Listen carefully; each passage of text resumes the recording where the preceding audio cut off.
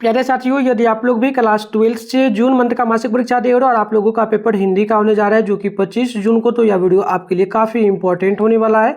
क्योंकि प्यारे बच्चों, हिंदी का बिल्कुल 100% ओरिजिनल पेपर का आंसर की लेकर के आ चुका हूं और आपको ऑब्जेक्टिव प्लस सब्जेक्टिव दोनों का आंसर की इसी वीडियो के माध्यम से बताने वाला हूँ। ठीक है, तो देखिए प्यारे बच्चों, यदि आप लोग साइंस, आर्ट्स, चैप्टर, कॉमर्स किसी भी सब्जेक्ट से हो तो यह तीनों सब्जेक्ट वाले बच्चों का सेम ही रहने वाला है। ठीक है, तो देखिए आपका विषय कोड वगैरह इस प्रकार से रहेगा।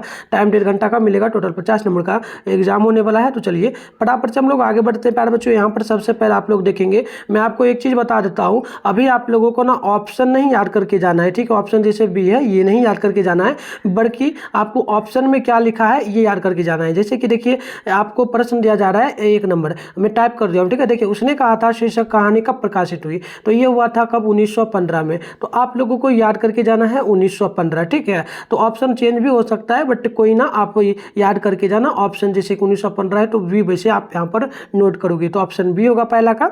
ठीक है, इसमें से आपको 25 ही वैसे बनाना है। चलिए 2 नंबर क्वेश्चन है, सुखमय जीवन की रचना प्यारे बच्चों किसकी है, किसने लिखा है, तो आप 2 का नोट करिएगा। ऑप्शन नंबर बी हो जाएगा, ये आपका चंद्र शर्मा गुड़ेली होगा। तो राइट आंसर नोट कर लेना है, बी बिल्कुल करेक्ट होगा।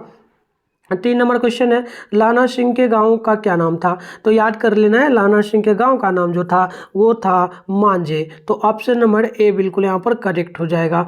आगे बढ़ेंगे, क्वेश्चन नंबर आप लोग 4 नंबर को देखेंगे। प्रश्न बोला जा रहा है, सूरदास के दीक्षा गुरु का क्या नाम था, तो याद कर लीजिएगा, उनके दीक्षा गुरु का नाम बर्रभाचार्य था, यानी ऑप्शन नंबर बी बिल्कुल करेक्ट होगा। आगे बढ़ेंगे, क्वेश्चन नंबर देखिएगा 5 है, तमचूर का अर्थ होता क्या है, तो याद कर लेना है, 5 का ऑप्शन नंबर ए होगा, यानी कि मुर्गा बिल्कुल यहाँ पर करेक्ट हो जाएगा। क्या हो जाएगा, मुर्गा।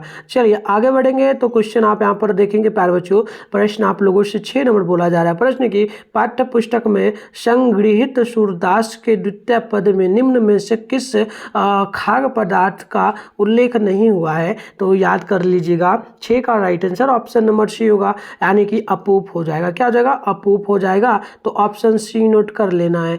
आगे बढ़ेंगे, तो क्वेश्चन नंबर आपके सामने यहाँ पर देखिएगा, क्वेश्चन बोला जा रहा है 7 नंबर, मलिक मोहम्मद जैसी रचित पद्मावत की भाषा क्या है, तो 7 नंबर का आप लोगों को ध्यान रखना है, राइट आंसर भी होगा, अवधी भाषा हो जाएगा। तो ऑप्शन नंबर भी आप लोगों को नोट कर लेना है।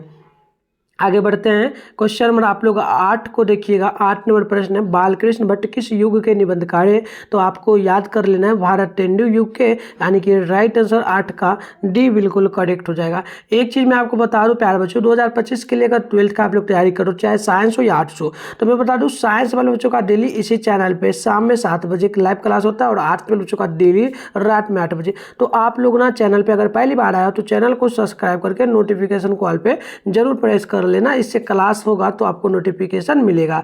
और उसके बाद आप व्हाट्सएप ग्रुप वगैरह ज्वाइन करना चाहते हो तो 98-355-16-710 इस नंबर पे आप अपना नेम, जिला का नेम, क्लास 12th साइंस या आर्ट्स जो भी सब्जेक्ट हो आप लिख करके हमें जरूर भेजिएगा, हम आप ग्रुप में ऐड कर लेंगे। ठीक है, चलिए तो बढ़ते हैं 9 नंबर क्वेश्चन की ओर। लोकनायक के नाम से किसे जाना जाता है, तो याद कर लीजिएगा, 9 का right answer option number B होगा, यानी कि जयप्रकाश नारायण को जाना जाता है। तो आप लोगों से मैं बार बार बोल रहा हूँ, ठीक है, ऑप्शन नहीं आप याद करके जाओ, बल्कि ये याद करके जाओ कि आंसर क्या होगा, जयप्रकाश नारायण। ठीक है, चलिए आगे बढ़ेंगे। 10 से, तुलसीदास का जन्म कहाँ हुआ था, तो याद कर लीजिएगा, 10 का राइट आंसर डी होगा, यानी कि राजापुर बंदपुर उत्तर प्रदेश में। तो ऑप्शन नंबर डी आप लोगों को याद कर लेना है। चलिए आगे बढ़ेंगे ना, तो यहाँ पर 11 नंबर प्रश्न आप लोगों से बोला जा रहा है। प्रश्न बोला गया, तुलसीदास का मूल नाम क्या था, तो आप लोगों को याद करके रखना है प्यारे बच्चों। 11 का right answer option number A होगा, यानी कि राम बोला होगा। राइट आंसर क्या होगा, ऑप्शन नंबर ए बिल्कुल करेक्ट होगा। आगे बढ़ेंगे क्वेश्चन नंबर 12 की ओर। प्रश्न नंबर 12 है, विनय पत्रिका की भाषा क्या है, तो याद कर लेना है, 12 का वी होगा, अवधी भाषा हो जाएगा, यानी ऑप्शन नंबर बी आप लोगों को याद करके रखना है। आगे बढ़ेंगे और ये 13 नंबर प्रश्न आपसे बोला जा रहा है, गोस्वामी तुलसीदास हिंदी के मध्यकालीन भक्ति काव्य की किस भक्ति धारा के प्रधान कवि हैं, तो आप 13 का नोट करेंगे, राइट आंसर बी होगा, यानी कि सगुन राम भक्ति शाखा के। तो ऑप्शन नंबर बी बिल्कुल करेक्ट होगा। आगे बढ़ेंगे 14 नंबर प्रश्न की ओर। तो देखिए 14 नंबर जो प्रश्न आपसे बोला जा रहा है, ये प्रश्न बोला जा रहा है कि जयप्रकाश नारायण की पत्नी का क्या नाम था।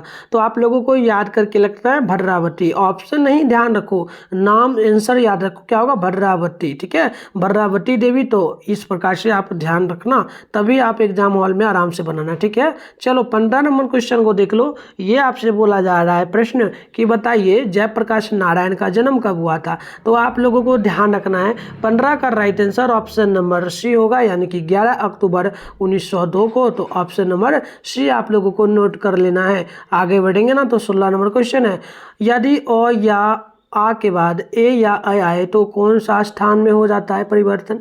तो याद कर लेना है, ऑप्शन सी होगा ए के स्थान में। 17 नंबर है, तनुज का स्त्रीलिंग रूप क्या होता है। तो याद कर लेना है 17 का राइट आंसर सी होगा तनुजा।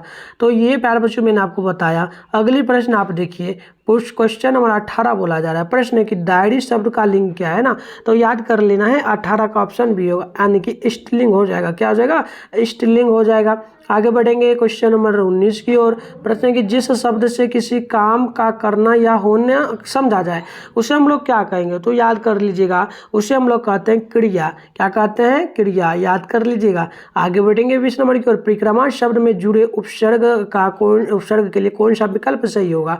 तो बड़ी बिल्कुल राइट होगा। राइट आंसर क्या हो जाएगा, डी बिल्कुल करेक्ट हो जाएगा। अब चलिए आगे जो आंसर है उसका बताने से पहले मैं आपको डाउनलोड करने के लिए सिखाता हूँ।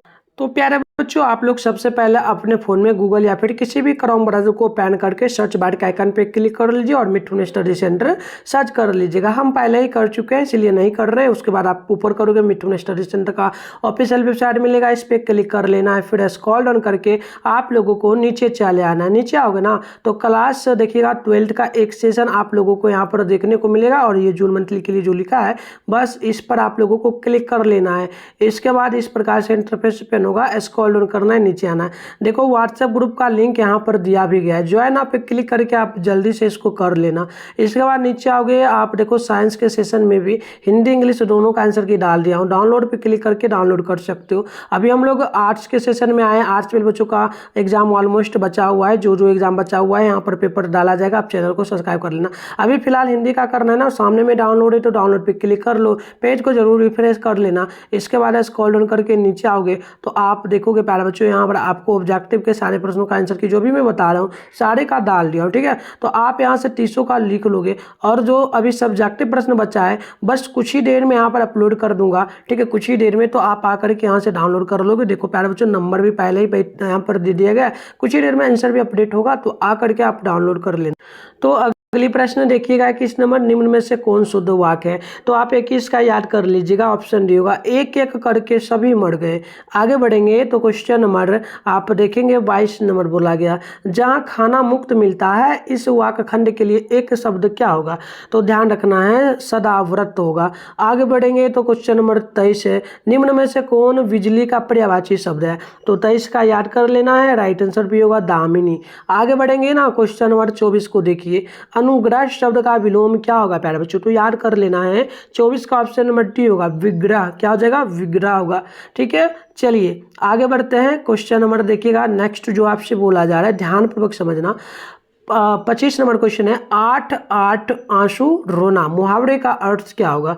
तो याद कर लेना है, ये होगा बुरी तरह पछताना। तो ऑप्शन नंबर क्या याद करना है, बी याद कर लेना है। ठीक है, चलिए आगे बढ़ते हैं। क्वेश्चन यहाँ पर देख लीजिएगा 26 नंबर है, चिरी मार में कौन सा समास होगा। तो याद कर लेना है, राइट आंसर जो होगा तत्पुरुष समास से हो जाएगा। आगे बढ़ेंगे तो आप देखिएगा 27 नंबर क्वेश्चन आपसे पूछा जा रहा है। प्यारे बच्चों, एक बार फिर से रिक्वेस्ट करूंगा, आप लोग चैनल को जरूर सब्सक्राइब कर लेना, क्योंकि क्लास आपका इसी चैनल पे होता है। अब चलिए क्वेश्चन है, समास में आए पदों को छोड़ करके किसी अन्य पदार्थ की प्रधानता हो तब उसे कौन सा समास कहेंगे। तो याद कर लेना है, इसको हम लोग कहेंगे बहुव्रीहि समास, यानी कि ऑप्शन ए बिल्कुल करेक्ट होगा।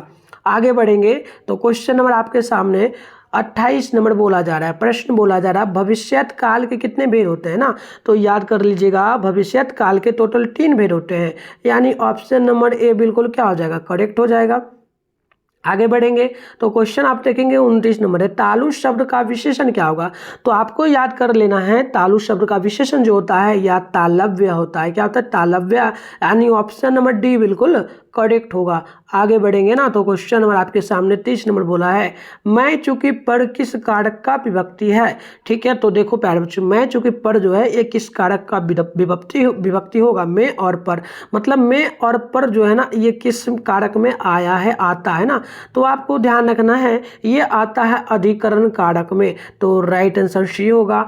तो प्यारे बच्चों आप चैनल को सब्सक्राइब करके रखो, कुछ ही देर में सब्जेक्टिव प्रश्न मैं आपके लिए ला रहा हूँ उसका वीडियो। आप चैनल को सब्सक्राइब करके रखना, तुरंत वीडियो अपलोड हो जाएगा।